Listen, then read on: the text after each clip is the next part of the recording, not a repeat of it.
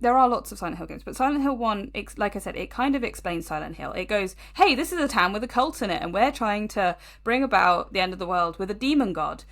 Cool. That's a pretty standard now, particularly horror game storyline, right? This is a town with a cult in it, and they're gonna try and destroy the world. That's pretty horror movie, horror game fodder. But then you have the second game, where a random person arrives in this town and is seemingly just being walked through hell and punished and shown visions and nightmares and all this sort of stuff in order to come to terms with something that's happened to them, which is also what then happens in a slightly different way in Silent Hill 4.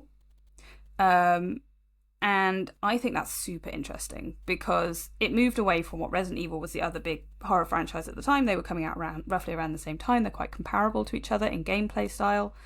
But Resident Evil always kind of said, zombie apocalypse, there's been an outbreak. Murder, kill all the zombies and get out. That's pretty much the storyline of every Resident Evil game. I love them, but it is. And Silent Hill doesn't do that. Silent Hill, I think, particularly Silent Hill 2, really paved the way for what more psychological horror could be in video